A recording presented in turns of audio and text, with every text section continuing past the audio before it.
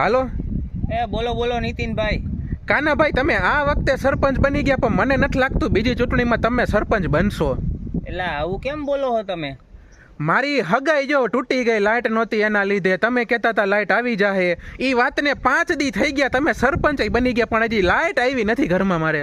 અરે આવી જાય છે, તમે ઉપાધિ કરો માં. અને યાર હગાઈ તૂટી હોય તો ઈ કંઈક બીજે સારું મળવાનું હોય એટલે તૂટી હોય. એમાં તમે ક્યાં મને બાને ચડાવો નીતિનભાઈ? બીજાની ક્યાં કરવું હોય? મારા બા મને ગાયરું દઈ દઈને મારા કાનના પડદા ફાડી નાખશે. પણ હવે યાર રોજ મને ગાયરું દે કે હજી લાઇટ નથી આવી, હજી લાઇટ નથી યાદ આવી. આ કાનાભાઈને શેના મત આપણે દીધા હે 55 જણાએ.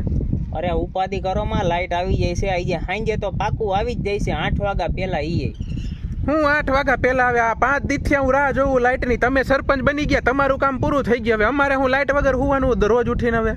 અરે એવું નથી, ઓલા વરસાદના લીધે થાંભલા પડી ગયા હે ને એટલે લાઇટ વહી ગઈ હે. એટલે આપણે ઈ અરજી કરી દીધી હે, એટલે ઈ થાંભલા આવશે ને પછી લાઇટ આવી જાય છે. એટલે આજે ઈ લોકો આવવાના હતા એવી મને વાત મળી હતી. હવે યાર અરજીની તમે ક્યાં વાતો કરો હો? 5 દીથી તો તમે કરો કયો આવશે લાઇટ, આવશે લાઇટ. આજ એમ કયો હવે અરજી કરી તો તમે 5 દીથી કરતા હતા હું?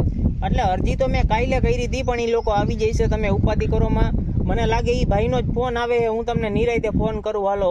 હા, હું અત્યારે કામ વધી ગયા. હારું હાલો રાખું નીતિનભાઈ.